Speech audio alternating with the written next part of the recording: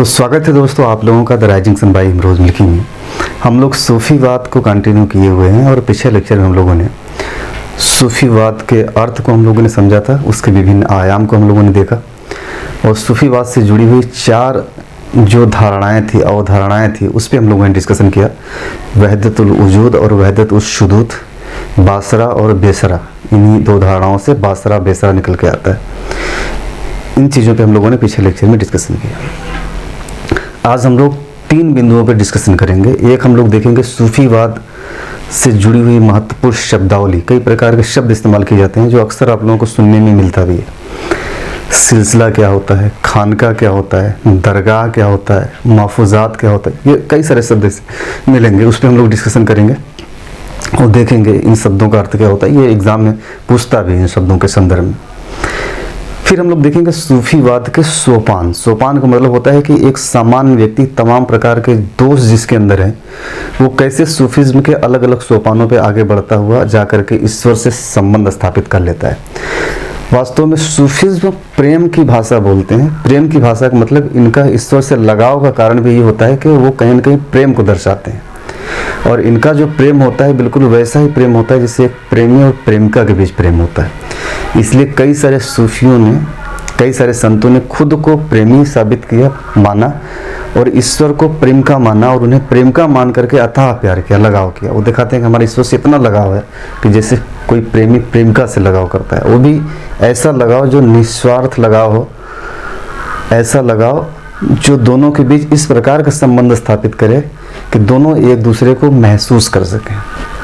इसीलिए कहा जाता है कि जो सूफिज्म है वो रहस्यवाद से संबंधित जुड़ा हुआ है, रहस्य से जुड़ा हुआ है। ईश्वर को किसी ने नहीं देखा, उसके बाद भी हमारा उससे इतना प्यार, तो ये रहस्यवादी लगा होता है, रहस्यवादी प्यार होता है, जहाँ हम समझते हैं, जानते हैं कि एक ऐसा तालमेल, ऐसा रहस्य बनता है कि हम ईश्वर को देख पाते हैं, महसूस कर पाते हैं। सामान्यतः ऐसा सब लोग, एक सामान्य आदमी ऐसा कर नहीं पाता। तो सूफी या सूफीवाद से जुड़े हुए जितने सोपान हैं उन सोपानों पर हम डिस्कशन करेंगे। और तीसरा जो हम लोगों का लास्ट बिंदु होगा वो होगा सूफीवाद से जुड़े हुए कुछ ऐतिहासिक तथ्य, उन तथ्यों पे हम लोग चर्चा कर लेंगे। उसके बाद फिर हम लोग पढ़ेंगे भारत के प्रमुख सिलसिले के कौन कौन से सिलसिले हैं, जिसमें कुल मिलाकर के 14 महत्वपूर्ण सिलसिले हैं। उनमें हम लोग देखेंगे कुछ इंपॉर्टेंट सिलसिलों पे। 14 सिलसिलों की चर्चा होती है भारत में और उन सिलसिलों में हम लोग जो महत्वपूर्ण सिलसिले होंगे लगभग सभी सिलसिलों पे हम लोग डिस्कशन करेंगे ही करेंगे। तो चलिए एक एक चीज पहले हम लोग देखते हैं सूफीवाद से जुड़ी हुई प्रमुख शब्दावली। प्रमुख शब्दावली, प्रमुख शब्दावली, एक एक शब्द को समझते चलिए।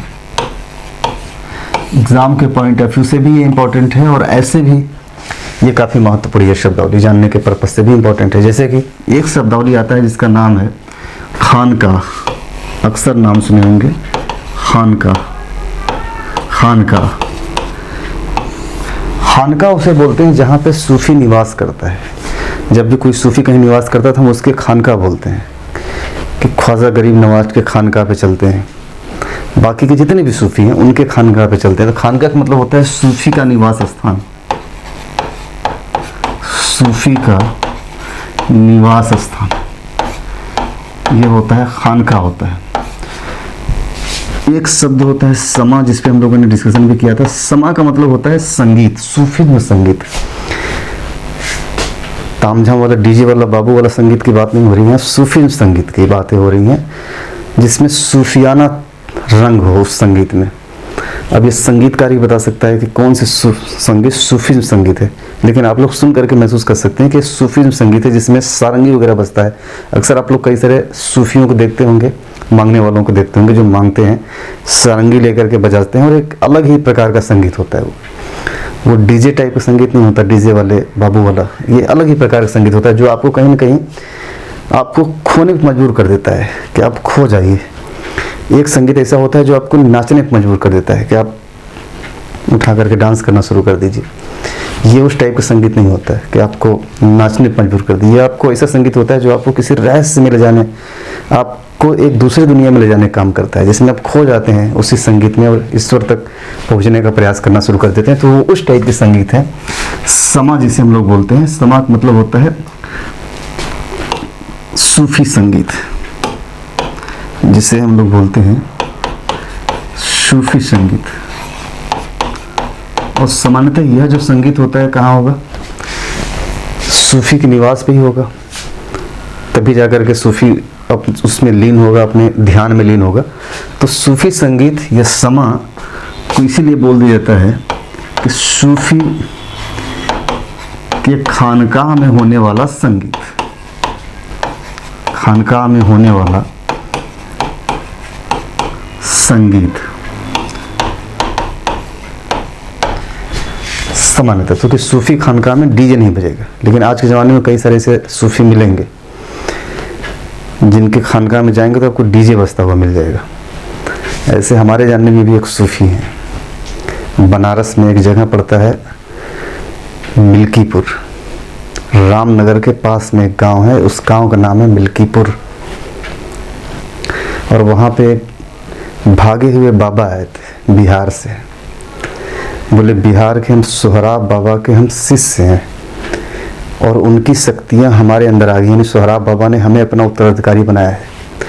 और वहाँ से वो सोहराब बाबा के जो खानका था, उस खानका से जितने भी पैसे वगैरह वहाँ पे आते थे, उस पैसे को चुरा करके वो बाबा भाग करके आ गए मिल्कीपुर में।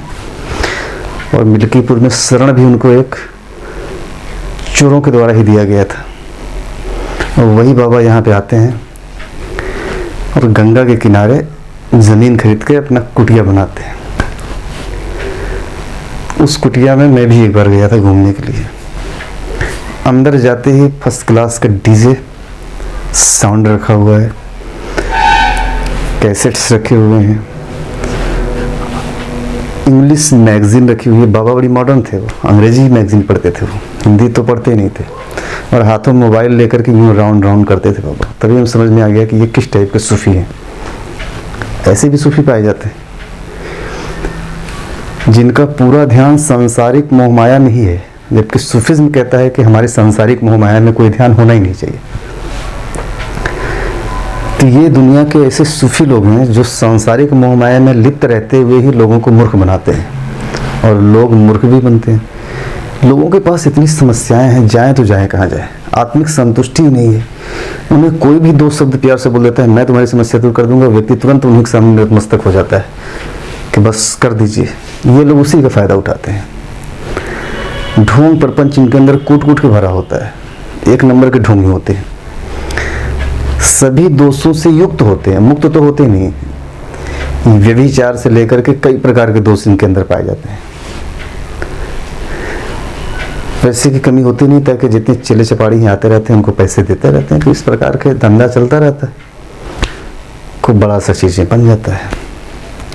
सही माने में सूफिज्म को ऐसे लोगों ने ही बदनाम किया। ऐसे हजारों एग्जाम्पल्स हैं, मैंने तो एक छोटा सा सिर्फ उदाहरण दिया, ऐसे हजारों एग्जाम्पल्स हैं। सूफिज्म सिलसिला या सूफिज्मवाद आज जो कमज़ोर हो गया या समाप्त होने के कगार पे, उसका रीज़न ही है कि उसमें ढोंगी और पाखंडियों का एंट्री हो गया है। जब भी किसी आंदोलन में, किसी भी आंदोलन चाहे वो सामाजिक हो या धार्मिक हो या राजनीतिक, कोई भी आंदोलन हो, जब इसमें ढोंगी और पाखंडियों लोगों का समावेश होता है तो वो आंदोलन को मजबूत नहीं बल्कि आंदोलन को कमज़ोर करता है। सूफियों के प्रति जो आस्था थी हमारी, या संतों के प्रति जो आस्था थी, सूफी संत दोनों लोगों के प्रति जो आस्थाएं थी हमारी एक समय में, उन आस्थाओं पे कुठाराघात ढोंगी संतों और सूफियों के आने से ही हुआ है। उन्होंने ही उस आस्था को समाप्त कर दिया है। और कई बार ऐसा होता है कि इसी इनके नौटंकी, इनके पाखंड के वजह से ही कई बार अच्छा आदमी अच्छे सूफी के दरगाह में भी नहीं जा पाता। ऐसे यही सोचता है कि वहाँ भी यही सब होगा, जबकि ऐसा होता नहीं कि सभी लोग ऐसे हों। अब जैसे आप जाएंगे निज़ामुद्दीन दिल्ली में, मैं भी एक बार गया था। निज़ामुद्दीन औलिया भारत के बहुत ही बड़े सूफी, बहुत ही चमत्कारिक सूफी भी हैं। इसी प्रकार एक और सूफी हैं जिनका नाम है कुतुबुद्दीन बख्तियार काकी, वो भी बड़ी चमत्कारिक सूफी थे। तो निज़ामुद्दीन औलिया के पास जब जाएंगे, कई सारे लोग गए भी होंगे, तो हम उनके दरगाह पे जाते हैं, उनके खानकाह पे जाते हैं, इस वजह से जाते हैं कि हम उनके प्रति हमारी जो श्रद्धा है, हम वहाँ जा कर के उस श्रद्धा को व्यक्त कर सकें। लेकिन उनके दरगाह पे या उनके दरगाह को देख रेख करने वाले जो लोग हैं, जिसे मुजावर बोला जाता है, जैसे कि मंदिर में कोई देख रेख करने वाला होता है तो उसे हम लोग सामान्यतः पंडित बोलते हैं। यहाँ पंडित से मतलब जाति से नहीं होता, वो उस व्यक्ति से होता है जो पूरे जो है कि मंदिर का देख रेख करता है। ठीक ऐसे ही मज़ारों पे जो देख रेख करता है उसको मुजावर बोलते हैं। जो वहाँ पे जाएंगे तो कोई क्रियाक्रम वही करेगा, मुजावर ही करेगा, बिना मुजावर के होगा नहीं। और फिर वो पैसा लेता है, चाप के पैसा दीजिए तब करेंगे। तो इन मुजावरों की जो कार्य पद्धति है वो सूफी, जिस सूफी के दरगाह पे है उस सूफी के दरगाह से इतना अलग है, उस सूफी के बताए हुए निर्देशों से इतना अलग है। अलग तो छोड़िए, विपरीत है जस्ट ओके। सूफी बोलते हैं सबसे प्यार से बोलो, वो किसी से प्यार से बोलता ही नहीं। सूफी बोलते हैं संसारिक मोह माया को त्याग दो, हमें पैसे की जरूरत नहीं है। और वहाँ बैठा हुआ मुजावर सभी से जबरदस्ती पैसा ले रहा है कि पैसा दो तभी हम अंदर जाने देंगे। तो यानी जो मुजावर है वो सूफी के उसी आदर्श के विपरीत काम कर रहा है, उन्हीं सूफी के दरगाह में रह करके काम कर रहा है। सूफी ने जो कहा है उसके विपरीत जा करके काम कर रहा है, क्योंकि सूफी अब तो है नहीं संसार में, उनकी कब्र है वहाँ पे, और उन्हीं की कब्र पे उन्हीं की बातों का अवहेलना करते हुए वो खूब पैसा कमा रहा है, लूट रहा है लोगों से जबरदस्ती। हम तभी यहाँ जाने देंगे जब पैसा दोगे तब। 4 ठे गुंडे पाल रखे हैं कि कोई कुछ बोलेगा तो गुंडे हैं हमारे, क्या कर लोगे तुम। तो कई बार ऐसा होता है, जैसे मैं गया निजामुद्दीन, हमने देख लिया बड़े बड़े मोटे मोटे गुंडे वहाँ मुजावर बैठे हुए हैं, लूटने के लिए तैयार हैं। माला ले लीजिए 200 रुपये में। आप फातिया पढ़ने जा रहे हैं उनके मुजावर, श्रद्धा सूफी अस्थि करने के लिए फातिया तभी पढ़ने देंगे जब 500 रुपया डालो। 5 रुपया नहीं, हमें 500 चाहिए। वो कहते हैं कि हमें 5-10 नहीं चाहिए, हमें 100 चाहिए, 200 चाहिए, 500 चाहिए। तो कई बार क्या होता है, अच्छे आदमी इन सूफियों के प्रति जो आस्था होती है उस आस्था को व्यक्त करने इन मुजावरों की वजह से जाते ही नहीं। सबसे हरामखोर होते हैं हर जगह के मुजावर। मेरा मानना है कि सबसे पहले इन मुजावरों को पीट पीट के भगाना चाहिए सूफियों के दरगाह से। सरकार को सूफियों के दरगाह का नियंत्रण अपने हाथ में लेना चाहिए। ध्यान रखना चाहिए साफ सफाई, जो पैसा आ रहा है गवर्नमेंट खुद ले पैसा, उस पैसे को खर्च करे उसी दरगाह के ऊपर। और जितने भी पांडे टाइप के जो ठेका लेकर के बैठे हुए हैं, उन पांडे टाइप के लोगों को एकदम भगा देना चाहिए वहाँ से। ये ठेकेदार होते हैं, ये ठेका लेते हैं, दरगाहों का ठेका होता है, इतना पैसा आएगा, करोड़ों रुपया उतरता है सालों का। दूर दूर से आते हैं, लोगों की मन्नतें मुरादें पूरी होती हैं, पैसा लुटाते हैं कि मन्नतें मुरादें पूरी हो रही हैं, लुटाया जाता है वहाँ पे। पूरा एक प्रकार से देखा जाए तो करप्शन का, भ्रष्टाचार का ये अड्डा बन गया है। इसलिए इन सब चीज़ों पे सरकार का नियंत्रण होना बड़ी ज़रूरी है, और सरकार पारदर्शी तरीके से उसी संप्रदाय से जुड़े हुए लोगों को नियुक्त कर दे वहाँ पे। पैसे का कोई बहुत ज़्यादा तामझाम न रहे, जिसका मर्जी हो जितना डालना चाहे बॉक्स में डाल दे, नहीं डालना चाहे कोई दिक्कत नहीं है। शांतिपूर्वक जाने के लिए सरकार व्यवस्था करे कि सभी लोग जाएं, फातिया पढ़ें, वहाँ पे जो भी श्रद्धा है चादर चढ़ाएं, फूल चढ़ाएं, उसके बाद वो चले आएँ। बीच में जो ये बैठे हुए जो पांडे लोग हैं, इन लोगों को उसको पूरी तरीके से बाहर करना चाहिए। वो लूटने के लिए बैठे होते हैं। अब देखिए इतने मोटे मोटे पहलवान टाइप के बैठे रहते हैं टोपी लगा करके, इससे लगता है कि ज़बरदस्ती लूट लेते हैं ज़बरदस्ती, जेबा में हाथ डाल कर पैसा निकाल लेते हैं कि पैसा दो तभी हम सर झुकाने देंगे मज़ार पे, तभी हम जाने देंगे अंदर। कई बार तो जेबा में हाथ डाल के निकाल लेते हैं, 500-1000 रुपये जितना भी हो सब निकाल कर रख लेते हैं, ये पूरे गुंडई के साथ। तो ये इन लोगों का जो है कि रोल है। तो क्षमा हो गया ये। उसके बाद समा के बाद सिलसिला एक शब्द आएगा जो हम बार बार अभी यूज भी कर रहे थे कि सिलसिलों का अध्ययन हम लोग आगे करेंगे। सिलसिला का मतलब होता है सीधा सा कि जो सूफी है और सूफी के मानने वाले लोगों का जो ग्रुप बनता है, उसी ग्रुप को बोलते हैं सिलसिला। जैसे चिश्तिया सिलसिला का मतलब एक गुरु होगा चिश्ती का, फिर उसके जितने भी शिष्य होंगे, तो गुरु और शिष्य को मिला करके जो एक ग्रुप बनेगा, एक समूह बनेगा, उसी समूह को बोला जाता है सिलसिला। बोलते हैं सिलसिला, नक्शबंदिया सिलसिला। इसका सीधा सा मतलब कि एक गुरु है, उस गुरु के नाम पे उस सिलसिले का नामकरण हो जाता है और उनके कुछ शिष्य होंगे। तो वही गुरु के नाम के आधार पे जब हम किसी जो है कि उस समूह का नाम दिया जाता है तो उस समूह को ही बोल दिया जाता है सिलसिला बोल दिया जाता है। तो सिलसिला का मतलब होता है कि सूफी एवं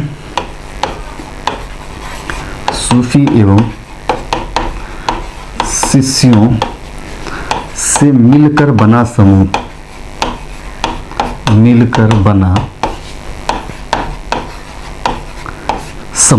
और इस सिलसिला का नामकरण जो होता है, जो प्रवर्तक सूफी होता है यानी जो अगुआ सूफी होता है, उसी के नाम पे उस सिलसिला का नामकरण हो जाता है। जैसे चिश्ती सिलसिला, तो जो चिश्तिया संप्रदाय के सबसे पहले सूफी रहे होंगे उनके नाम पे सुहरावर्दी, नक्शबंदिया, इस प्रकार से नामकरण कर दिया जाता है सिलसिलों का। सिलसिला के बाद एक आता है शब्द मुर्शिद, आप लोग सुने होंगे मुर्शिद। इसी मुर्शिद को कई बार बोला जाता है पीर बोला जाता है। हालांकि शब्द पे भी हमारी कई बार आपत्ति रही है मुर्शिद और पीर पे।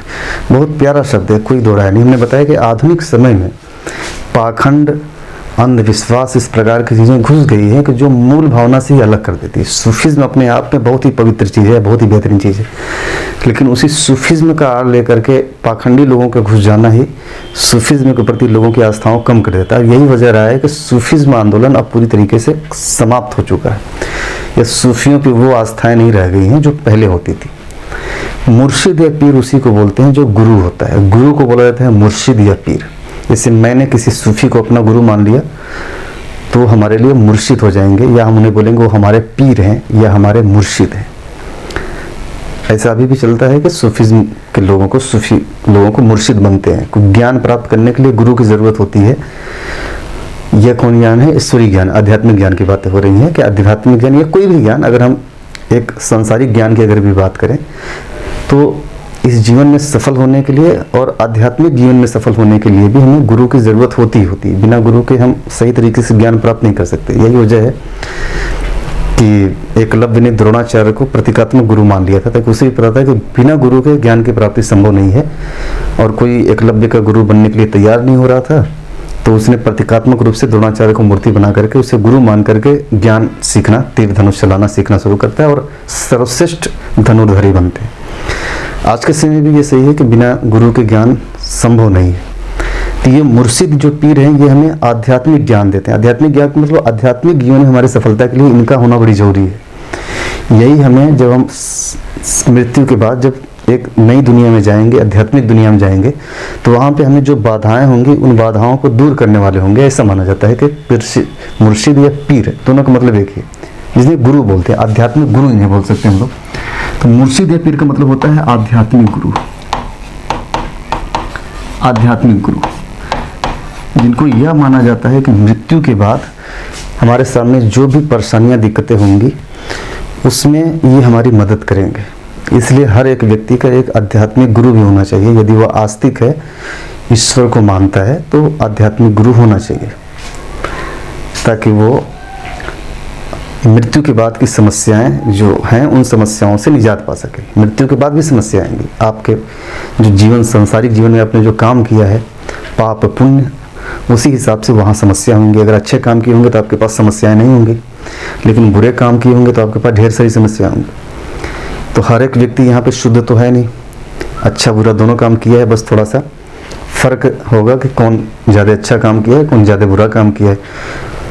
तो बुरा काम तो सभी लोग किए हैं, चाहे कम या ज़्यादा, इसमें तो कोई दो राय नहीं। तो बुरा जब काम किए हैं तो हमारे पास समस्या आना ही आना है। जब आना ही आना है तो हमें पीर या मुर्शिद की ज़रूरत होगी। तो ये आध्यात्मिक गुरु होते हैं, पीर या मुर्शिद जिसे बोलते हैं। ऐसे ही एक आता है बैयत शब्द। बैयत, एक्चुअली बैयत का मतलब होता है सीधे सीधे शपथ होता है, लेकिन यह कौन सा शपथ होता है? यह शपथ होता है कि जब हम किसी को अपना पीर या मुर्शिद मानते हैं, जब हम किसी का शिष्य बनने जाते हैं, शिष्यता ग्रहण करने जाते हैं, तो उस समय लिए जाने वाला शपथ को ही बैयत बोला जाता है। तो इसको इस तरीके से लिख लीजिए, बल्कि शिष्यता ग्रहण करते समय, शिष्यता ग्रहण करते समय लिया जाने वाला शपथ, लिया जाने वाला शपथ, ये होता है बैयत। जैसे हम लोग जब प्राचीन इतिहास पढ़ रहे थे तो वहाँ पे भी हम लोगों ने देखा था कि जैन धर्म, बौद्ध धर्म में जाने से पहले शपथ लिया जाता था।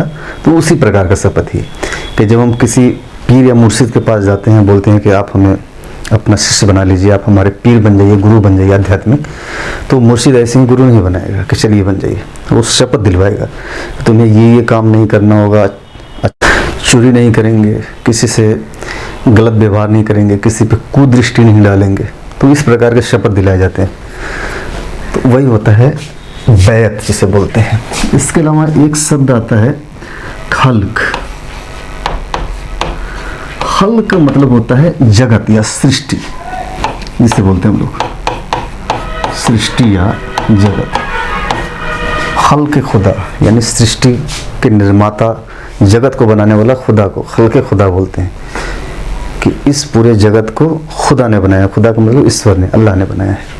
तो एक शब्द आता है खल्क। ऐसे ही एक शब्द और यूज किया जाता है जियारत। हाँ, ये तो खूब चलन में रहता है शब्द, अक्सर लोग आप लोग सुनते होंगे कि जियारत करने जा रहे हैं। जियारत का मतलब होता है दर्शन करने, हिंदी में जिसे बोलते हैं। जैसे हम बोलते हैं ना कि हनुमान जी का दर्शन करने जा रहे हैं, इसको हम बोल सकते हैं हनुमान जी का जियारत करने जा रहे हैं। तो जियारत का मतलब होता है जब सूफियों के दरगाह पे हम सूफियों का दर्शन करने जाते हैं तो उसी को बोला जाता है जियारत करना। जब हम किसी दरगाह पे जाते हैं, इलाहाबाद में मान लीजिए मुनव्वर शाह के दरगाह पे हम जाते हैं, तो इसे हम बोलते हैं कि मैं मुनव्वर शाह के दरगाह पे जियारत करने जा रहा हूँ। जियारत का मतलब होता है सूफी के दरगाह पे जाना, जा करके उनसे मन्नतें मांगना, उनके सामने अपनी परेशानियों को बताना और कई तरीके की चीज़ें, उनको वहाँ पे श्रद्धा सुमन अर्पित करना, उनको फातिहा दिलाना, उनके ऊपर चादर चढ़ाना, फूल चढ़ाना, ये सारी चीज़ जियारत से होते हैं। तो जियारत का मतलब होता है सूफियों के दरगाह पर दर्शन के लिए जाना। सूफियों के दरगाह पर, सूफियों के दरगाह पर दर्शन के लिए जाना, दर्शन हेतु जाना। ठीक, अच्छा एक चीज़ और ध्यान रखिए, जब यहाँ पे हम लोग अभी बात कर रहे थे मुर्शिद की, तो मुर्शिद से जुड़ा हुआ उसके जस्ट अपोजिट शब्द है कि मुर्शिद तो हो गया गुरु, शिष्य को क्या बोलते हैं? तो शिष्य को बोला जाता है तालिब। तालिब या इसी को बोलते हैं सालिक। शालिक शिष्य बोल सकते हैं, या इसको बोलते हैं विद्यार्थी। जिसके अंदर ज्ञान प्राप्त करने की लालसा हो उसी को बोलता है तालिब। तालिब का मतलब कि मुझे ज्ञान प्राप्त करने वाला है, सॉरी ज्ञान प्राप्त करने वाला, जो ज्ञान प्राप्त कर रहा है उसी को बोलते हैं तालिब। इसलिए आप लोग सुनते होंगे कि बोला जाता है मैं अभी तालिबे इल्म हूँ। इसका मतलब कि मैं अभी इल्म का ज्ञान प्राप्त कर रहा हूँ, अभी मेरा पढ़ाई चल रहा है। तालिब का मतलब ये होता है कि लगातार शिक्षा ग्रहण करने वाला। जब आप शिक्षा ग्रहण करने से फारिग हो जाएंगे तो आप तालिब नहीं रह जाएंगे कि आप तालिबे इल्म से फारिग हो गए। लेकिन आदमी पूरे जीवन शिक्षा प्राप्त करता है, तो आपका बड़प्पन है कि आप कभी बोल सकते हैं कि मैं भी तालिबे इल्म हूँ, मैं अभी भी सीख रहा हूँ। तालिबे इल्म का मतलब अभी भी मैं ज्ञान सीख रहा हूँ।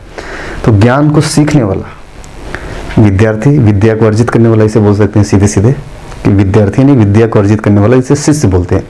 तो उसी को बोलते हैं तालिब, या उसी को बोलते हैं सालिक भी बोलते हैं। कई लोगों के नाम पे होते हैं तालिब। तालिब का मतलब होता है ज्ञान प्राप्त करने वाला, सालिब का मतलब भी वही होता है। एक तो ये हो गया। अच्छा, एक चीज और है, एक शब्द मलफूजात। ये शब्द नहीं सुनेंगे आप लोग, मलफूजात। मलफूजात में सूफी संतों के जो कथन है, जो सूफी संत जो बोलते हैं उन्हीं का संग्रह किया गया है, मलफूजात बोला जाता है। कई सारे लोग मलफूजात लिखते हैं। मलफूजात का मतलब सूफी संतों के कथनों को लिख देते हैं अलग अलग नाम से, तो मलफूजात के नाम से जाना जाता है। तो यहाँ पे मलफूजात का मतलब है सूफी संतों के कथनों का संग्रह। सूफी संतों के कथनों का, या सूफी सिर्फ ले लीजिए, सूफी के कथनों का संग्रह, सूफी के कथनों का संग्रह से कर लीजिए। तो ये सूफीवाद से जुड़े हुए महत्वपूर्ण शब्दावली हैं। ये पूछे भी जाते हैं कई बार, तालिब से क्या मतलब है, या सालिक से, मलफूजात से क्या मतलब है, जियारत से क्या मतलब है, ये सारी चीजें ध्यान रखिएगा। तो ये तो हो गया। ये जियारत शब्द इस्तेमाल किया गया, तिजारत नहीं। ध्यान में, तिजारत का मतलब होता है व्यापार व्यवसाय, इसलिए जियारत तिजारत में अंतर समझ लीजिएगा। जियारत का मतलब होता है सूफी के दरगाह पे जाना, उनके दर्शन करना, और तिजारत का मतलब होता है बिजनेस करना। और आज के समय में जो सूफीज़्मवाद में, या जो सूफी लोग हैं, वो तिजारत की तरफ बढ़ गए, यानी सूफी भी अब व्यवसाय करता है, व्यापार करता है। ये आधुनिक समय की बात है। इसलिए मतलब कि सूफी संतों की जो मूल भावना थी अब इस समय नहीं रह गई। अब हर एक सूफी आपको व्यापारी मिल जाएगा, अपने सामान को बेचने वाला मिल जाएगा, कई सारे एग्जाम्पल हैं। तो उसे बोलते हैं तिजारत। एक गाना आपने सुना होगा मोहम्मद रफ़ी का, मोहब्बत अब तिजारत बन गई है। तो यहाँ तिजारत का मतलब है कि अब मोहब्बत वो मोहब्बत नहीं रह गया पहले जमाने वाला प्यार लैला मजनू वाला, अब जो मोहब्बत है वो व्यवसाय बन गया है। इसका सीधा सा मतलब है कि अब मोहब्बत लोगों के अंदरूनी खूबसूरती को देख करके नहीं होता है, कई सारी चीज़ों को देख करके होता है। पहले लोगों के आंतरिक खूबसूरती को देख करके प्यार होता था, एक दूसरे को देखते थे और उसके आंतरिक खूबसूरती को महसूस करते थे कि नहीं बहुत ही प्यारा इंसान है ये, और उसके साथ हम किसी भी कंडीशन में अपना जीवन व्यतीत कर सकते हैं और हमारा लगाव हो जाता था, प्यार हो जाता था। फिर उसके लिए तमाम दुनिया के जितनी भी प्रताड़नाएं सब सहने के लिए तैयार होते थे। लेकिन आज की मोहब्बत वो मोहब्बत नहीं रह गई, आज की मोहब्बत तिजारत में कन्वर्ट हो गई है। तिजारत का मतलब है कि मोहब्बत करने से पहले हम देखते हैं कि इसके पास बैंक बैलेंस कितना है, इसका मकान कैसा है, गाड़ी है कि नहीं है, ये हमें कितना ऐशो आराम की ज़िंदगी हमें उपलब्ध करा सकता है। तब हम उसके तरफ मोहब्बत के जाल फेंकना शुरू करते हैं कि अब जो है इसे फंसा लिया जाए इस जाल में, ताकि यहाँ फंसने पर हम पूरी तरीके से सक्सेस रहेंगे। तो आज की मोहब्बत व्यावसायिक हो चुकी है, कहीं ना कहीं अपने फ़ायदे के लिए आगे बढ़ाया जाता है। लैला मजनू वाली उस टाइप की जो मोहब्बत थी वो मोहब्बत व्यावसायिक नहीं थी, वो आंतरिक मोहब्बत थी, वो सूफीज़ मोहब्बत थी, दार्शनिक मोहब्बत उसे बोलते हैं। तो ये तो हो गया हम लोगों का सूफीवाद से जुड़े हुए प्रमुख शब्दावली। इन शब्दावली को ध्यान रखिएगा, मैंने खूब अच्छे से डिफाइन कर दिया है, आपको भूलना नहीं चाहिए। ये पूछता है, फ्री में भी पूछता है, और जो नेट वगैरह दे रहे हैं लोग वहाँ भी पूछता है, खास तौर से नेट वगैरह में तो खूब पूछता है ये। इन सब शब्दों को ध्यान रखिए। अब थोड़ा सा सूफीज़मवाद के सोपान पर डिस्कशन कर लेते हैं। कभी आपका भी मन करेगा तो आप समझ लीजिए कितने कठिनाइयों से होकर के गुजरना पड़ता है। तो सूफीवाद के सोपान, यही हेडिंग डाल लीजिएगा, सूफीवाद के विभिन्न सोपान। सोपान समझ रहे हैं? सोपान का मतलब होता है पद श्रेणी, कितनी श्रेणियों से चलते हैं। तो एक सामान्य सा व्यक्ति जैसे अभी आप और हम, वो किस कंडीशन में होता है? हमारे अंदर अभी तमाम तरीके की बुराइयां हैं। अभी हम लोग सूफीज़्म के उस पैदान पे नहीं है कि हम बोलते हैं कि नहीं मैं सूफी हो गया हूँ। हमारे अंदर छल कपट कई प्रकार के सामान्य से अवगुण भरे हुए हैं। तो जब सामान्य से अवगुण भरा होता है किसी आदमी के अंदर, सामान्य आदमी, तो उसे बोलते हैं उबूदियत। उबूदियत यानी ऐसा व्यक्ति जिसमें काम क्रोध लाभ की भावना हो। काम क्रोध और लाभ, यानी हमें गुस्सा भी आता हो, हम लाभ के भावने से हम कोई काम करते हो, और काम का मतलब वही सेक्सुअल चीज़ों की बातें हो रही है कि आपके अंदर तीनों चीज़ें, यानी आपके अंदर तीनों गुण हैं। आप फिजिकल रिलेशन भी बनाना चाहते हैं, आपका सेक्स के प्रति भी आपकी जो आकर्षण है, जैसे भारत में इसे जीवन का अनिवार्य अंग माना गया है कि आपके जीवन का पार्ट है। शादी के बाद आपको ये लाइफ भी जीना ही है। ये ऐसा मामला है जहाँ पे शादी की बातें नहीं हो रही, शादी के बाद ये ऐसा दौर है जब आपका मन करता ही करता है, यानी आपके अंदर तीनों लालसाएं भरी हो, काम की, क्रोध की और लाभ की। तो ऐसा व्यक्ति उबूदियत कहलाता है, एक सामान्य व्यक्ति इनके अंदर होता ही होता है तीनों चीज। तो इसमें हो जाएगा एक सामान्य मनुष्य की बात हो रही है, एक सामान्य मनुष्य, एक सामान्य मनुष्य जिसमें काम क्रीड़ा, क्रोध और लालच या लाभ की भावना रहती है,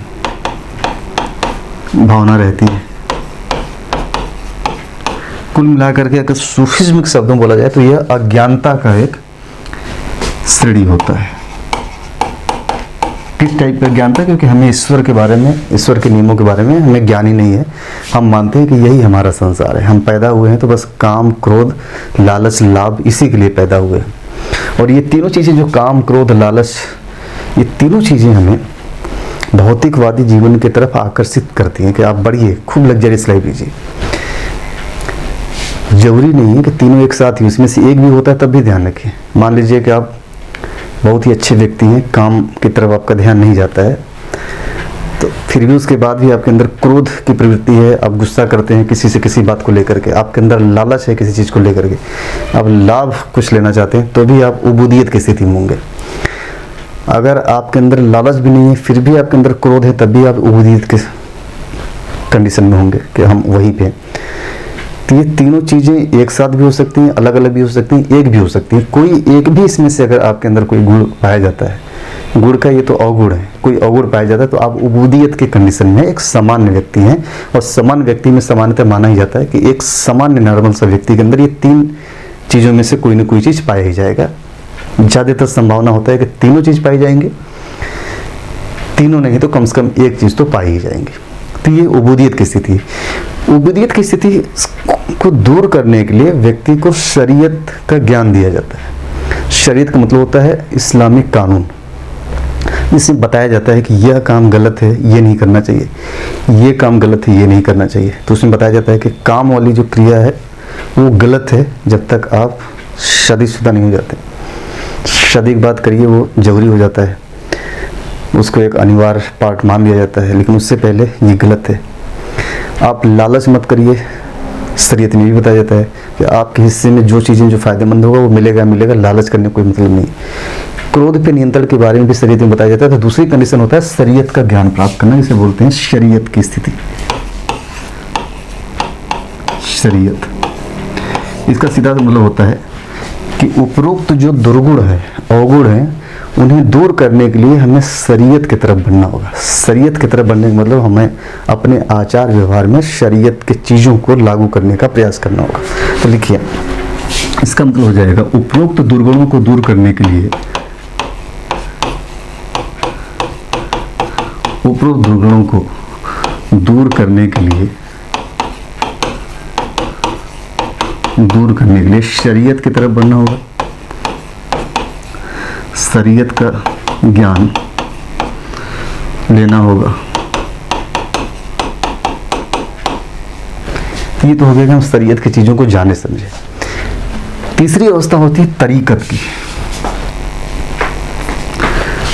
तरीकत, जब हम शरीयत के ज्ञान की तरफ बढ़ते हैं कि हमें उस ज्ञान को समझना होगा, तो शरीयत में बहुत सारी ऐसे गूढ़ चीज़ें होंगी जो एक सामान्य व्यक्ति समझ नहीं पाएगा। उसके लिए हमें एक ऐसी व्यक्ति की ज़रूरत होगी जो इसकी सही व्याख्या कर सके, हमें बता सके कि इसकी सही व्याख्या ये है। जब सही व्याख्या की बात आएगी तो हमें फिर जाना होगा अपने मुर्शिद के पास या हमें पीर के पास। हमें एक पीर या मुर्शिद की तलाश होगी। और तरीकत वही स्थिति है जब हम शरीयत के कुरान की सही व्याख्याओं के लिए हम पीर या मुर्शिद की तरफ जाते हैं। तो ये तीसरी स्थिति होती है। तो तीसरी स्थिति होती है शरीयत, तीसरी स्थिति शरीयत एवं कुरान की सही व्याख्या के लिए,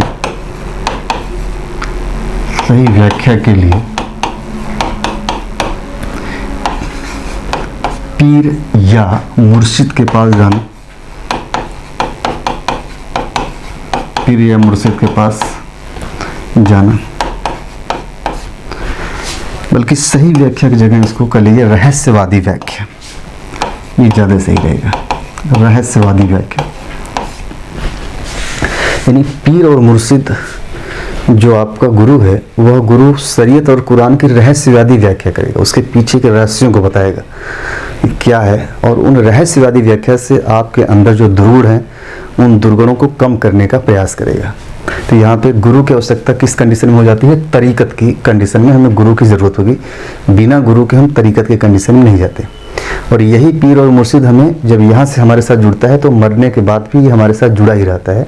और जब जब हमें इन सब चीज़ों की ज़रूरत होगी, जब जब हमें परेशानियों की ज़रूरत महसूस होगी, हमें लग रहा है परेशानी हो रही है, तब तब हम पीर और मुर्शिद से मदद की बातें करेंगे कि हमें मदद चाहिए। और पीर और मुर्शिद हमारा मदद करता है। ऐसा माना जाता है कि पीर और मुर्शिद मरने के बाद भी मदद करता है। अगर वो पीर और मुर्शिद मर गया, उसके बाद भी उसकी आत्मा जीवित रहती है। और कई जगह ऐसे उल्लेख मिलते हैं कि पीर या मुर्शिद कभी भी मरते नहीं हैं, वो मरने के बाद भी जीवित ही रहते हैं, तो मरने के बाद भी आपका मदद करते हैं, क्योंकि ये ऐसे सूफी हैं जिनका ईश्वर से संपर्क है, इसलिए वो मदद हर कंडीशन में करते हैं। वो दुनिया की नज़रों में मर जाते हैं कि नहीं, इनकी जो है कि जो भौतिक शरीर है वो नष्ट हो चुका है, लेकिन उसके बाद भी ये कहीं ना कहीं जीवित रहते हैं। वो लोगों को देख सकते हैं, लोगों से बातें कर सकते हैं, लोगों की मदद कर सकते हैं। तो तीसरी कंडीशन होती है तरीकत की स्थिति, जहाँ पे हम रहस्यवादी व्याख्या की तरफ बढ़ते हैं। चौथी कंडीशन होती है मारिफत की स्थिति।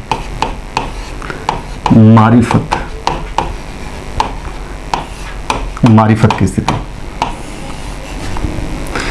मारिफत वह स्थिति है जब हम पीर के पास जाते हैं और पीर हमें जब कुरान और शरीयत की रहस्यवादी बातों को जब बताना शुरू करता है, समझाना शुरू करता है, तो फिर हमारे अंदर, हमारे मस्तिष्क में वो दैवी बातें बैठना शुरू हो जाती हैं। जब दैवी बातें बैठना शुरू होती हैं तो जो दुनियावी बातें, जो सांसारिक बातें हैं, उन बातों को धीरे धीरे बाहर निकालना शुरू करते हैं।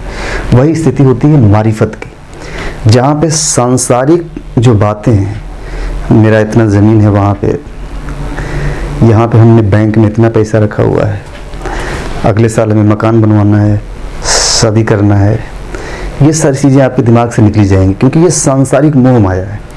हम भौतिकवादी, हमें एसी लगवाना है, आज हमारा मन कर रहा है कि आज हम कुछ स्पेशल चीज़ खाएं, तो ये सांसारिक चीज़ें, ये ऐसी कंडीशन होती है मारिफत की, जब सांसारिक मोह माया से आप दूर, सांसारिक बातें आपके दिमाग से निकलती चली जाती हैं, आप रहस्यवादी बातें आपके दिमाग में आती जाती हैं, आप ईश्वर में लीन होने के बारे में सोचते हैं, सब कुछ भूल करके ईश्वर के प्रति आपको समर्पित होना, समर्पण होने के बारे में आप सोचना शुरू कर देते हैं कि कुछ भी नहीं, सिर्फ हमें ईश्वर की उपासना करना है। वही कंडीशन होती है मारिफत की। तो मारिफत बोला जाता है कि मस्तिष्क से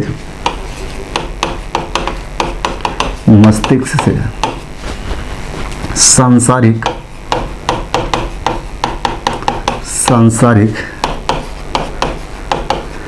विचारों को हटाकर दैवी विचारों का प्रवेश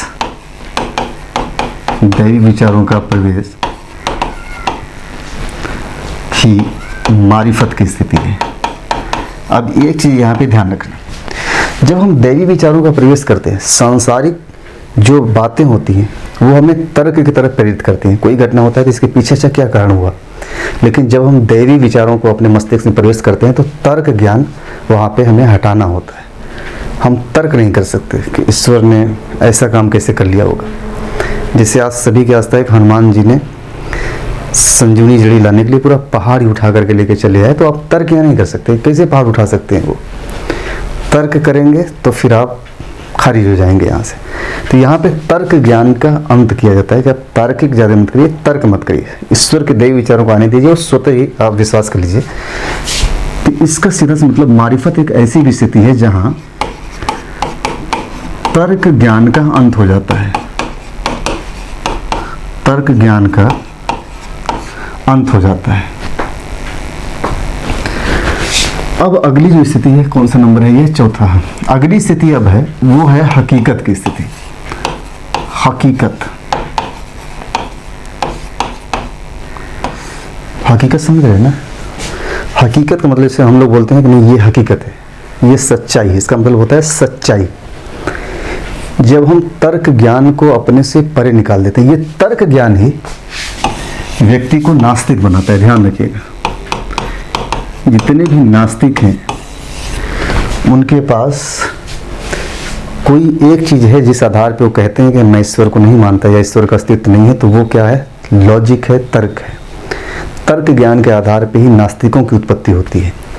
और ये तर्क ज्ञान शुरू कहाँ से होता है, दर्शन से शुरू होता है, फिलॉसफी से शुरू होता है, जहाँ कई प्रकार की चीज़ों पे तर्क ज्ञान होता है। और यही तर्क ज्ञान हमें आस्तिक भी बनाती है, जब हम मान लेते हैं कि नहीं ईश्वर है, इसको हम तार्किक रूप से सिद्ध कर सकते हैं।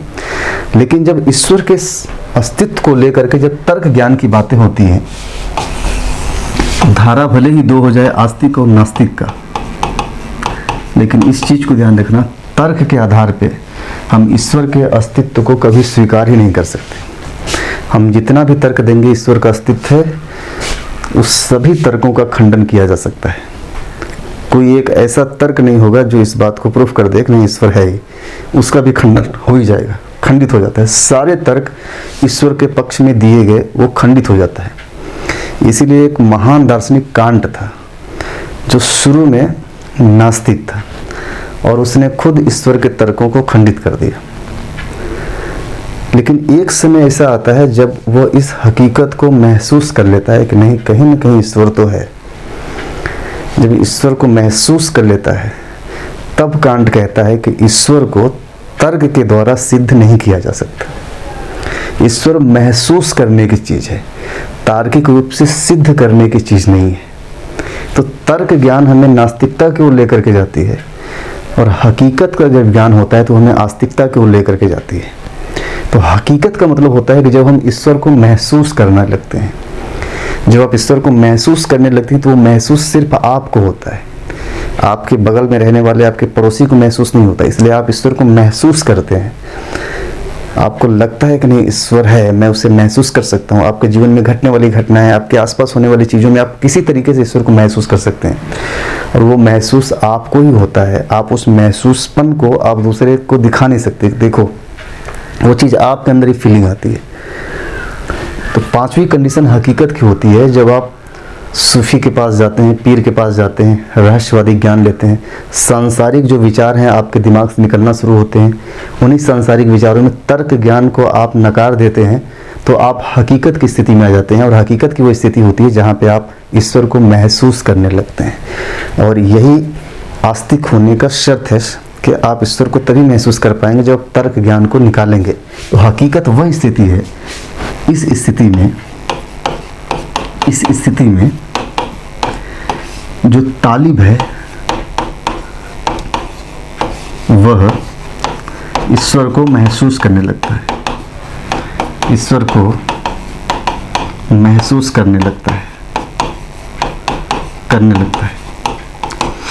अब यहाँ पे थोड़ा सा समझ लीजिएगा, कांट का हमने एग्जाम्पल दिया।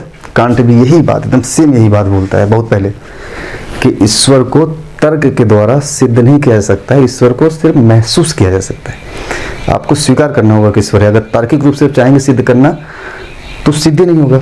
यही वजह है कि नास्तिकता एक पूरा दार्शनिक अप्रोच बन गया। नास्तिक एक दर्शन ही चल दिया क्योंकि इनके पास हजारों ऐसे तर्क थे जो आस्तिकों के तर्क को खंडित करने के लिए थे। आस्तिक ने ये तर्क दिया कि हमें ईश्वर है, ये उसको खंडित कर दिया, ये तर्क दिया इस तरह उसको खंडित कर दिया। तो इन नास्तिक आचार्यों ने या नास्तिक दार्शनिकों ने आस्तिक दर्शन या दार्शनिकों के सभी विचारों को खंडित कर दिया। किस मामले में? ईश्वर के अस्तित्व होने के मामले में कि ईश्वर है या नहीं है। तो ईश्वर के अस्तित्व को लेकर के जितने भी बहस हुए, जितने भी तार्किक बहस हुए, उन तार्किक बहसों में इनका पलड़ा हमेशा भारी रहा। और इसी से कांट यह निष्कर्ष निकालता है कि ईश्वर को तर्क के द्वारा सिद्ध किया ही नहीं जा सकता, क्योंकि कांट ने देख चुका था कि तार्किक रूप से हम जितना भी प्रयास करेंगे ईश्वर को सिद्ध करने को, सिद्ध हो ही नहीं सकता।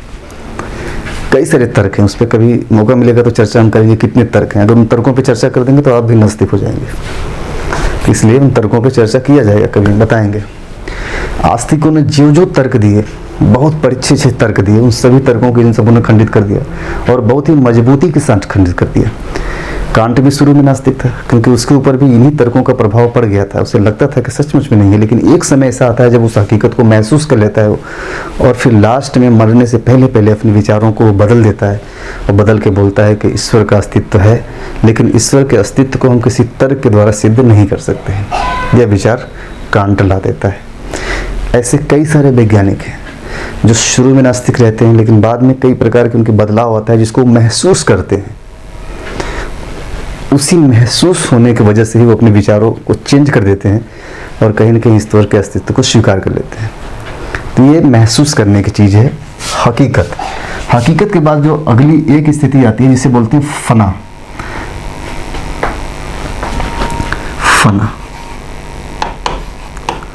आमिर खान की मूवी देखिए, सुने ना, फना का मतलब समाप्त हो जाना। क्या चीज़ समाप्त हो जाना?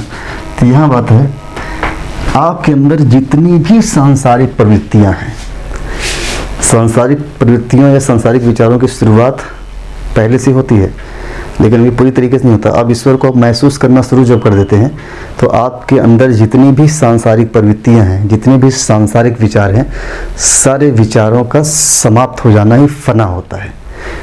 इसी को बोलते हैं कि फना हो जाना, समाप्त हो जाना। अब वो किस लिए होते हैं फना, ये अलग चीज़ है। कोई किसी के प्यार में फना होना चाहता है और या कोई ईश्वर के प्यार में फना होना चाहता है। तो फना का मतलब ये होता है कि सभी प्रकार के सांसारिक प्रवृत्तियों का अपने पूरे आत्मा से या अपने दिमाग से समाप्त हो जाने की प्रवृत्ति फना होता है। तो इसको लिख लीजिए, सभी प्रकार के सांसारिक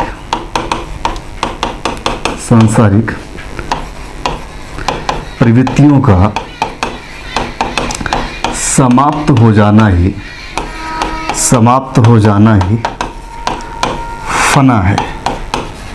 और इस शब्द का प्रयोग, जो फना शब्द का जो प्रयोग किया गया था, सबसे पहले अबू यजीद ने किया था।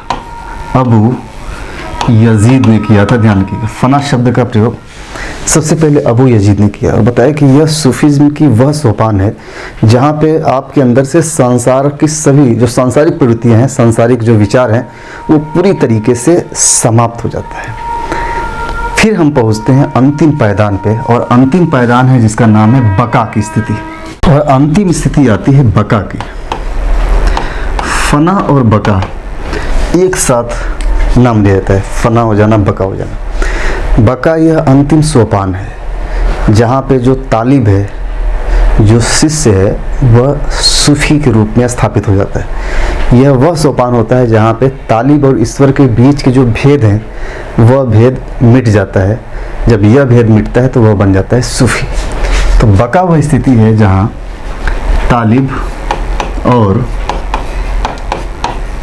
और ईश्वर के बीच का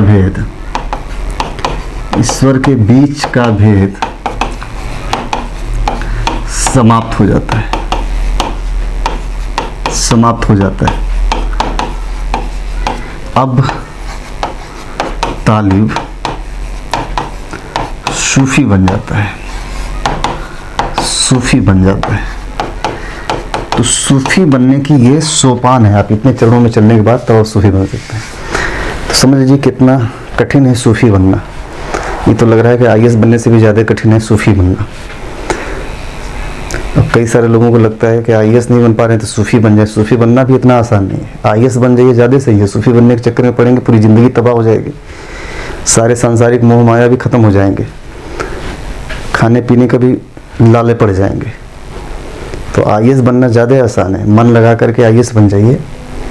सूफी बनने के चक्कर में मत पड़िए कि नहीं हमें सूफी बनना है। बहुत कठिन है ये।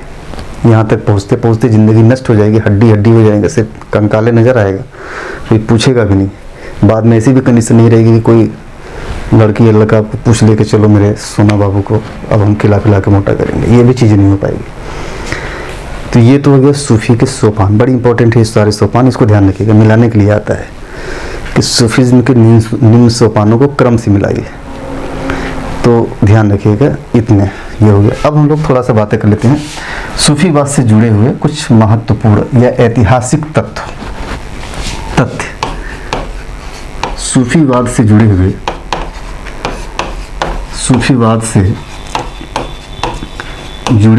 ऐतिहासिक तथ्य।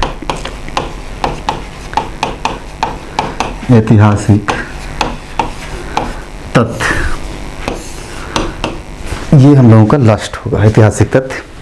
इसके बाद हम लोग सिलसिलों पे डिस्कशन करेंगे अलग अलग। तो 2-3 वीडियो में सिलसिला हम लोग समाप्त कर लेंगे सूफी का।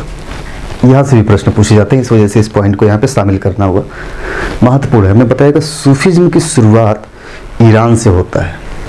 तो कुछ चीज़ें हैं, इसको नोट करते जाइए। यहाँ समझने वाली चीज़ें थोड़ा कम है, इसको लिख लीजिए। सूफीवाद की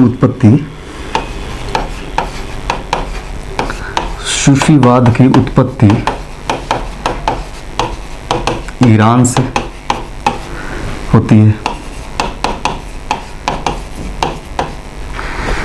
कमला लिखे, भारत आने वाले पहले सूफी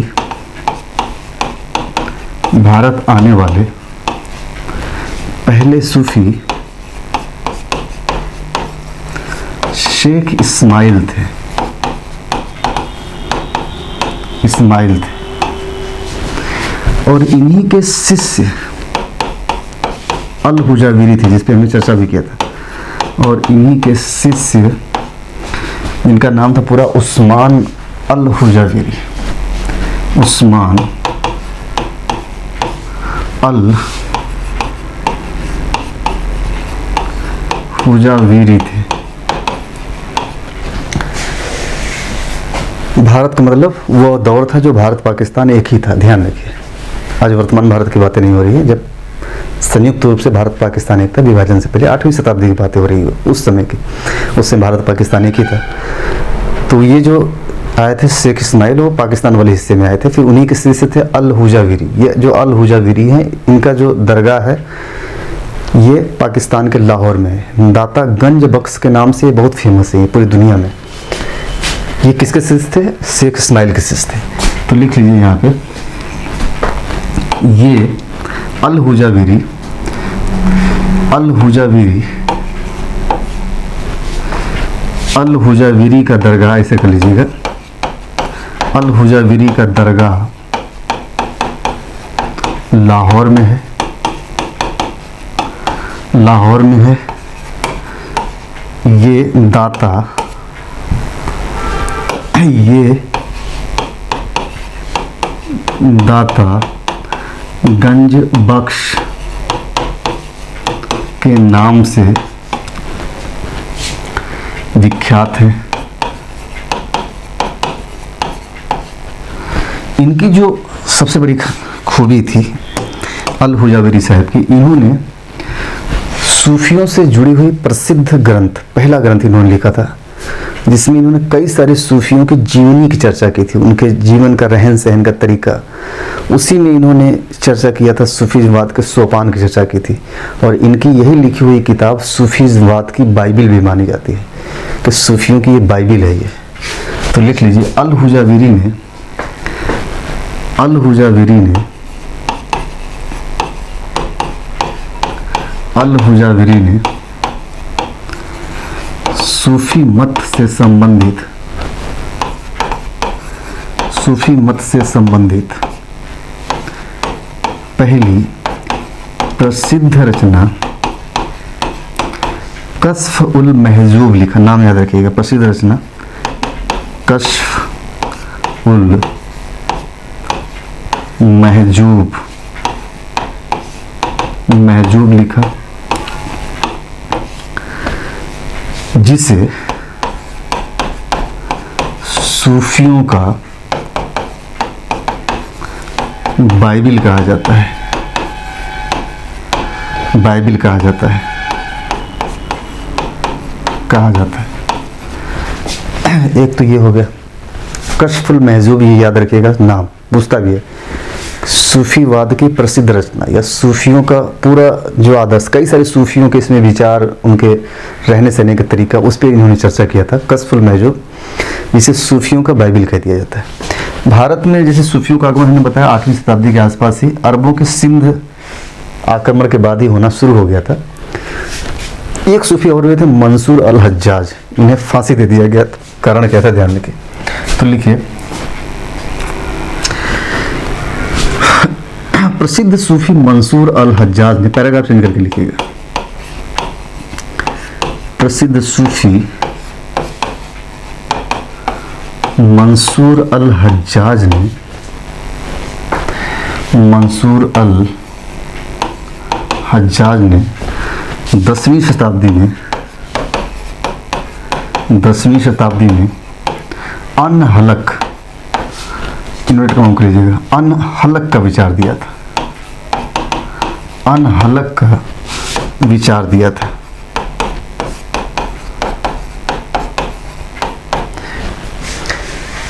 दसवीं शताब्दी के आसपास की बात है। भारत में शंकराचार्य थे और मध्य एशिया में, ईरान में मंसूर अल हज्जाज थे। शंकराचार्य यहाँ अहम ब्रह्मास्मि की बात करते हैं कि मैं ही ब्रह्म हूँ, और ठीक यही बात मंसूर अल हज्जाज अनहलक के रूप में करता है। अनहलक का भी मतलब ये होता है कि मैं ही ईश्वर हूँ। मंसूर अल हज्जाज ने जब मदेशिया में यह घोषणा की कि मैं ही ईश्वर हूँ, अनहलक जैसी घोषणा यहाँ पे शंकराचार्य करते हैं कि अहम ब्रह्मास्मि, मैं ही ब्रह्म हूँ। मंसूर अल हज्जाज का अनहलक यह कथन पूरे मध्य में क्रांति फैला देती है कि ये आखिर क्या हो गया। मैंने बताया कि अनहलक ये पूरी तरीके से इस्लाम के सिद्धांतों के जस्ट अपोजिट है। अपोजिट तो छोड़ दीजिए, इस्लाम के सिद्धांतों के बहुत ही कड़ा विरोधाभास में है ये, क्योंकि इस्लाम सिर्फ एक ईश्वर की बात करता है और बाकी की जितने भी सृष्टि में जो भी चीज़ें हैं, जानवर, चरिंदे, परिंदे, दरिंदे, जो भी चीज़ें हैं, भूत, शैतान, सब चीज़ों का निर्माता ईश्वर को मानता है, कोई ईश्वर नहीं है। पेड़ पौधे, सूरज, चांद, आदमी, इंसान, जानवर, जो भी चीज़ें हैं वो ईश्वर के बनाए हुए चीज़ हैं, वो ईश्वर नहीं है। और मंसूर अल हज्जाज अनहलक शब्द कह के ये कहता है कि मैं ही ईश्वर हूँ, जो कि मंसूर अल हज्जाज एक सूफी थे, मनुष्य थे, वो कैसे कर सकते हैं मैं ही ईश्वर हूँ। ठीक यही बात शंकराचार्य ने भारत में कहा था, अहम ब्रह्मास्मि, और शंकराचार्य अहम ब्रह्मास्मि को सिद्ध करते हैं वेदों से। वहाँ पे कई सारे श्लोक उठाते हैं जहाँ बताता है कि अहम ब्रह्मास्मि, जहाँ शंकराचार्य ने बताया कि सब कुछ ईश्वर नहीं, सब कुछ मैं ही ईश्वर का मतलब था कि ईश्वर और जगत में जो भिन्नता है वो इसी लेवल के है कि जब तक अंधकार है तब तक हमारे सामने जगत है।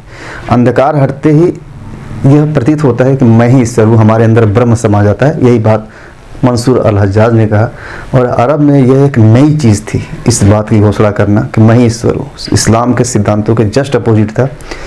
परिणाम स्वरूप इन्हें उसका दंड मिला और इन्हें फांसी दे दी गई। ये रोड पे चलते थे, बोलते थे अनहलक, मैं ही ईश्वर हूँ, मैं ही ईश्वर हूँ, इनको फांसी दे दिया जाता है। तो इन्होंने विचार दिया अनहलक, इसका अर्थ होता है, लिख लीजिएगा, जिसका अर्थ होता है, जिसका अर्थ था मैं ही ईश्वर हूँ, मैं ही ईश्वर हूँ। ये बगदाद की सड़कों पर यही अनहलक कहते हुए चलते थे, बाद में इन्हें फांसी दे की थी, जिसके कारण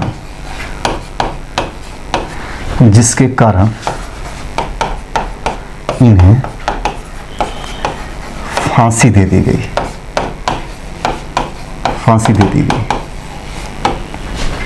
अब यहाँ पे ध्यान रखिए, शंकराचार्य, वेद नहीं उपनिषद, शंकराचार्य उपनिषदों के आधार पे, अभी मैंने वेद बोल दिया था, उसे करेक्ट कर लीजिएगा। शंकराचार्य उपनिषदों के श्लोकों के आधार पे इस बात को भारत में सिद्ध करते हैं कि मैं ही ईश्वर हूँ, अहम ब्रह्मास्मि।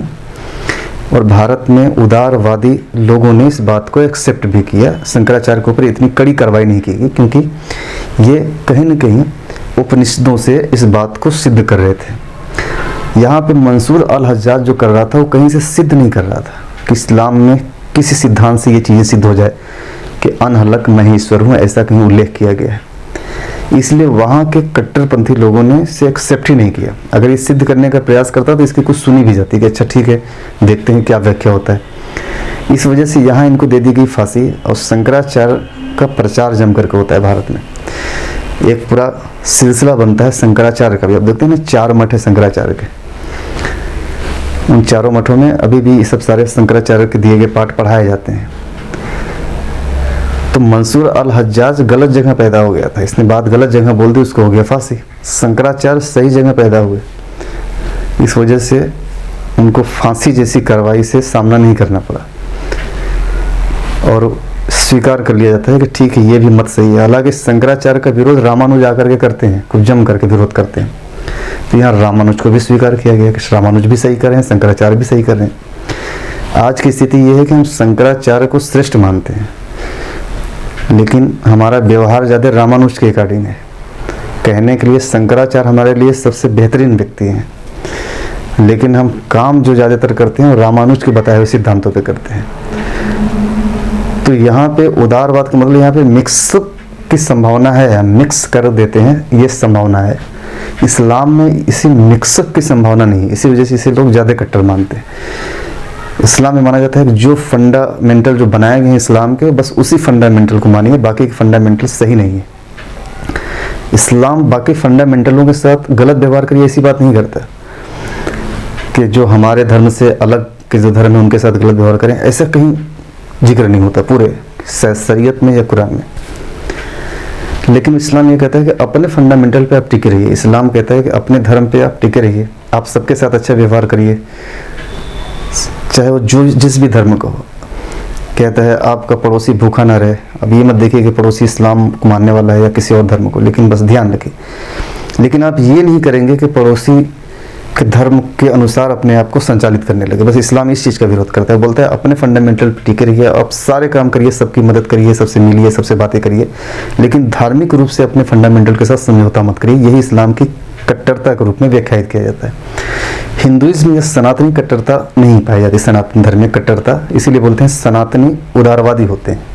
उदारवादी कहने का मतलब ये है कि हर चीज़ में मिक्सअप करने के लिए तैयार होते हैं, ये कोई दिक्कत नहीं है। शंकराचार्य कह रहे हैं आम बदमाश में, ये भी हमें स्वीकार है। रामानुज कहते हैं कि ईश्वर और जगत में भिन्नता है। शंकराचार्य अद्वैत देते हैं, रामानुज द्वैत देते हैं, दोनों एक दूसरे के विपरीत देते हैं।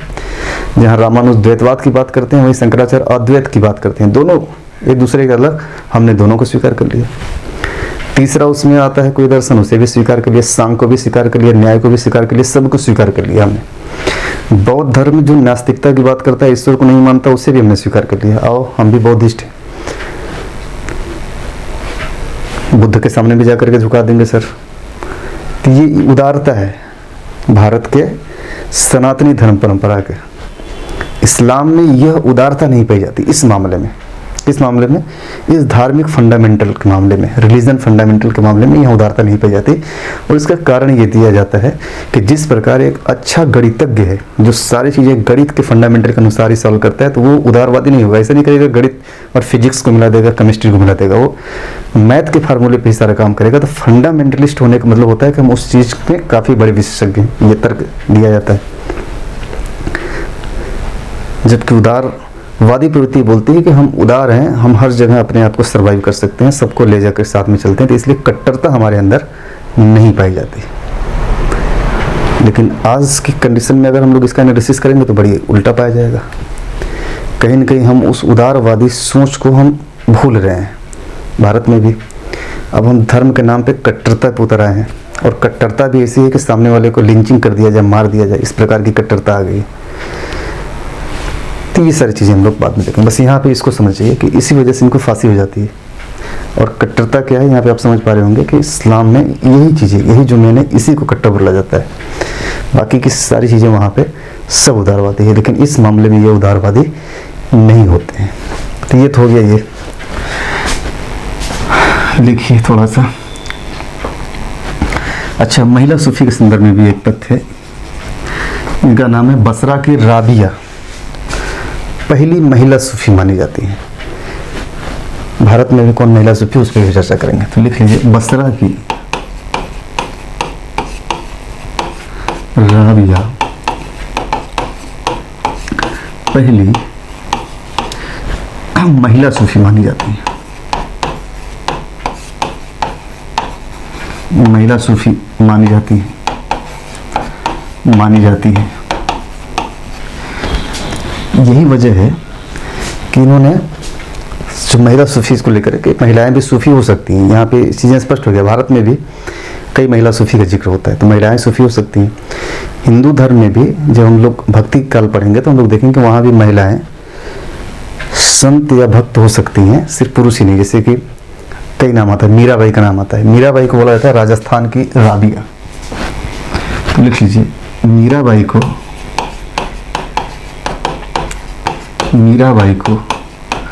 राजस्थान की राबिया कहा जाता है। राजस्थान की राबिया कहा जाता है। वहीं अंडाल अलवार को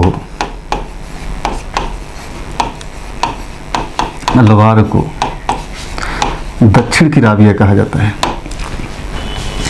दक्षिण की राबिया कहा जाता है।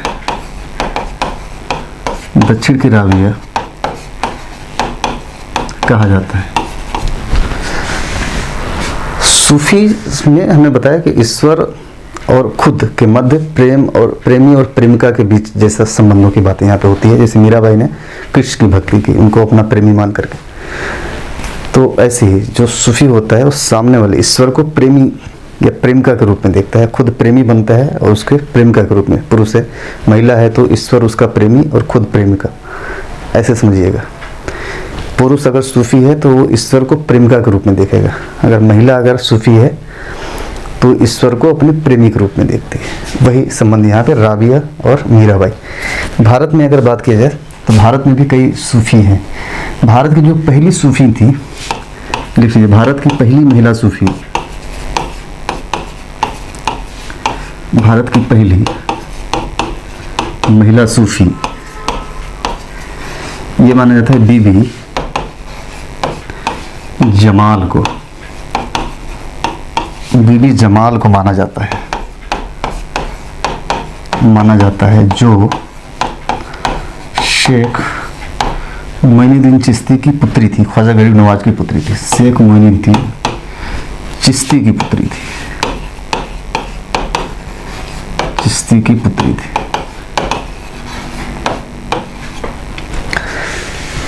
भारत में अगर पहला पुरुष सूफी माना जाए तो हमने बताया भारत पाकिस्तान एकता अल हुजवीरा और शेख इस्माइल, ये भारत में पहले सूफी व्यक्ति थे जो आए थे, शेख इस्माइल।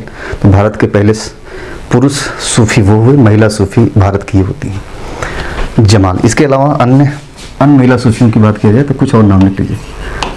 अन्य महिला सूफियों में, अन्य महिला सूफियों में कई सारे नाम आते हैं। एक आता है बीबी जुलेखा का नाम, जो निजामुद्दीन औलिया की माँ है। एक आता है बीबी करसुम,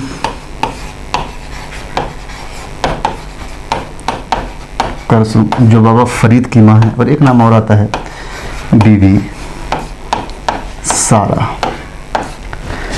ऐसे कुछ नाम है, बस बीबी जमाल को याद रखिएगा, वही पूछा जाता है ज़्यादा। तो ये तो हो गई महिला सूफियों की बातें हो गई।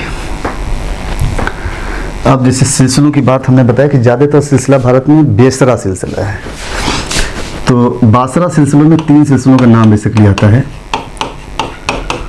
बासरा सिलसिला जो है इसमें 3 नाम ही ज़्यादा आता है। एक आता है कादरिया सिलसिला, कादरिया सिलसिला। एक नाम आता है रोशनाई सिलसिला और एक नाम आता है नक्शबंदिया सिलसिला, नक्शबंदिया सिलसिला।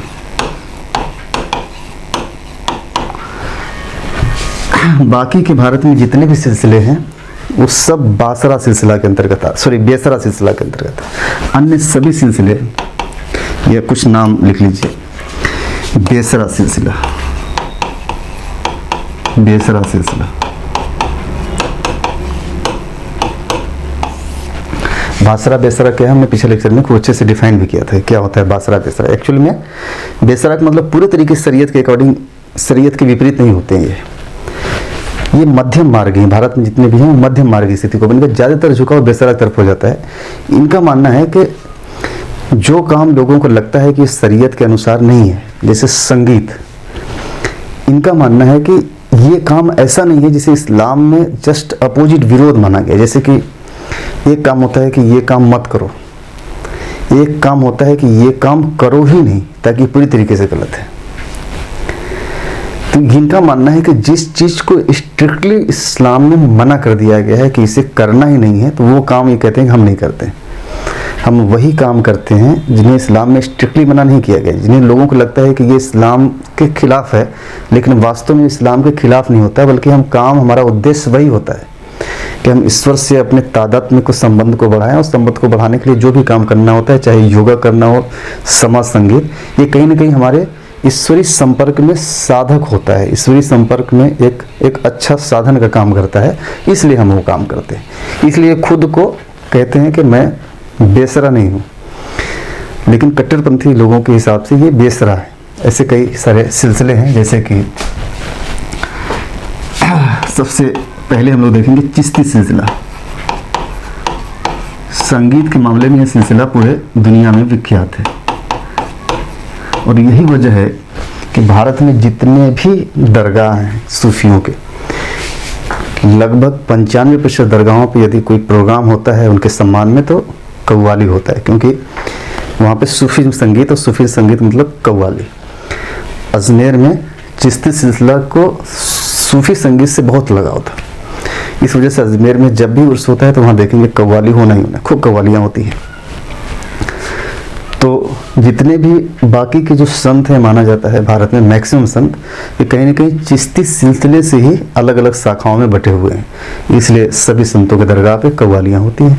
आप लोग अपने आसपास गाँव में देखेंगे, पता करेंगे कि भैया वहाँ पे दरगाह में कोई प्रोग्राम होता है, बोले होता है क्या होता है, तो आप पाएंगे कि वहाँ कव्वाली होता है। हालांकि हमने बताया कि स्वरूप बदल गया है, अब सूफी संगीत नहीं होता, वहाँ पे कव्वाली 3 कौड़ी की कव्वाली होती है, अश्लील कव्वालियाँ होती हैं, जहाँ पे एक तरफ महिला एक तरफ पुरुष बैठा करके हुर्दंगी होता है, तो कोई मतलब नहीं रहता है। हमने क्या बताया कि मूल उद्देश्य ही समाप्त हो चुका है कि क्या होना चाहिए सूफिज्म को लेकर के। जिस दरगाह पे हम जिसके लिए करवा रहे हैं, अंदर अंदर खुद ही गुस्सा आ रहा होगा कि कैसे हमारे मानने वाले हो गए हैं कि जिस चीज़ को चाहिए वो करवा नहीं रहे, फालतू की चीज़ें करवा रहे हैं। तो वो चीज़ें चिश्ती सिलसिला, अभी इसके बारे में हम लोग पढ़ेंगे कौन इसके संस्थापक है, क्या है। अगर संस्थापक लिखना हो, अगर एक लाइन में, तो आप लिख सकते हैं। इनके संस्थापक माने जाते हैं अबू अब्दाल, ख्वाजा अबू अब्दाल पूरा नाम है, ख्वाजा अबू अब्दाल, ख्वाजा अबू अब्दाल चिश्ती इनका पूरा नाम था। इसी से चिश्ती सिलसिला आता है। खुरासान के थे ये,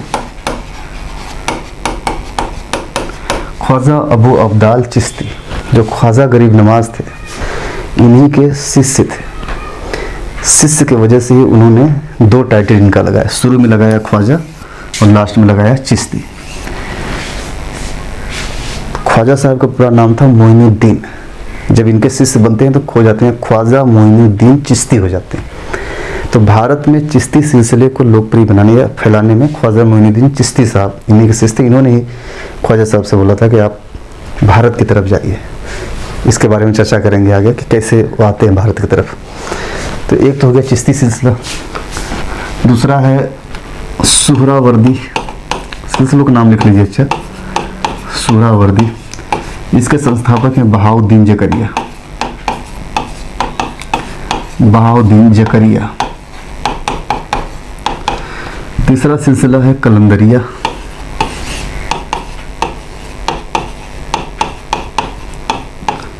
इसके संस्थापक हैं अब्दुल अजीज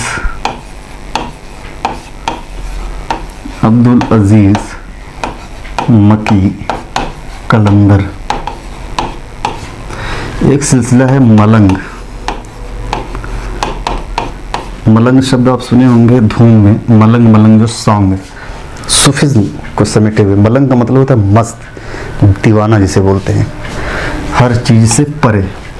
तो मलंग सिलसिले का जो संस्थापक, उनका नाम है जिदा शाह मदार, जिदा शाह मदार। फिर एक सिलसिला है वारसी, इसके जो संस्थापक है सैयद मोहम्मद वारिश। एक सिलसिला है लाल शहबाजिया, लाल शहबाजिया, इसके संस्थापक है लाल शहबाज। एक सिलसिला है जिसका नाम है सुहागिया, सुहागिया, इसके संस्थापक है मूसा शाह सुहाग। एक सिलसिला है जिसका नाम है ऋषि सिलसिला, ऋषि सिलसिला, इसके संस्थापक है नूरुद्दीन। एक सिलसिला है नौ सूफिया, नौ सूफिया, नौ सूफीवाद, इसके संस्थापक है जो है कि बुल्ले शाह।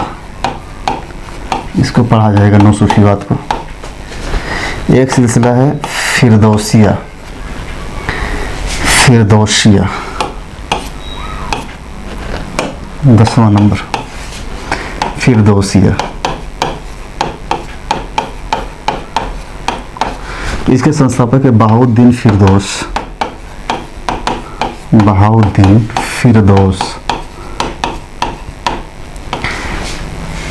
फिरदौस स्वर्ग का एक जगह का भी नाम है, जो बहुत अच्छा जगह माना जाता है कि जन्नत में, स्वर्ग में एक बहुत ही प्यारा, बहुत ही ऊंचा मकाम, बहुत ही खूबसूरत जगह फिरदौस। इसीलिए जब कोई दुनिया छोड़ करके चला जाता है, जिसकी मृत्यु हो जाती है, तो हम उसके लिए प्रार्थना करते हैं कि ईश्वर इन्हें जन्नतुल फिरदौस में अच्छा जगह दे। यानी जन्नत में, जन्नत का एक हिस्सा है फिरदौस, यानी एक जन्नत है फिरदौस, जिसका नाम है जन्नत। तो बोले जन्नतुल फिरदौस में हिस्सा दे, इसमें मतलब वो फिरदौस जो जन्नत है उसमें इन्हें बढ़िया जगह दे उनकी आत्मा को, ताकि वहाँ आराम से रह सके। तो ये फिरदौसिया एक और है, इसका नाम है सत्तारी, अब्दुल सत्तार, अब्दुल सत्तार। ठीक, तो ये अच्छा। हाँ, एक चीज़ और आप लोगों को बताना था कि जो बासरा सिलसिला है उनके संस्थापक भी लिख लीजिए यहीं पे। अच्छा, हम देखिए वहाँ पे बताए नहीं थे। बासरा सिलसिला 3 हमने बताया था। एक तो हमने बताया था कादरिया, कादरिया बहुत ही बेहतरीन सिलसिला है। इसके संस्थापक हैं अब्दुल कादिर, अब्दुल कादिर जिलानी। एक सिलसिला हमने बताया था रोशनाई, बासरा में, और इसके संस्थापक है शेख व्याजिद। और एक हमने बताया था नक्शबंदी सिलसिला, नक्शबंदी, इसके संस्थापक है वकी बिल्ला। ये तीनों संस्थापक, हालांकि जब हम पढ़ाएंगे तो इस पर भी चर्चा हम करेंगे ही करेंगे कि कौन कौन इसके संस्थापक हैं। तो ये तो हो गया हम लोगों का सूफीवाद से जुड़ा हुआ जितनी भी महत्वपूर्ण चीज़ें थी या महत्वपूर्ण तथ्य था। अब हम लोग नेक्स्ट लेक्चर से एक एक सिलसिले पे डिस्कशन को कंटिन्यू करेंगे। सबसे पहले चिश्तिया सिलसिला देखेंगे। भारत में सबसे ज़्यादा प्रचलित यही सिलसिला है, चिश्तिया सिलसिला। पूरा उत्तर भारत चिश्तिया सिलसिला से रंगा हुआ है। दक्षिण भारत में भी चिश्ती सिलसिले को कई लोगों ने पहुंचाया। पूर्वी भारत में भी चिश्तिया सिलसिला, तो मैक्सिमम हमने बताया 90% भारत में हमारे चिश्तिया सिलसिला के लोग ही हैं, चिश्तिया सिलसिला के ही सूफी हैं। बाकी के और सिलसिलों पे भी हम लोग डिस्कशन करेंगे। तो लेक्चर आप लोगों को कैसा लगा बताएंगे आप लोग कमेंट करके। मिलते हैं हम लोग फिर नेक्स्ट लेक्चर में। Thank you.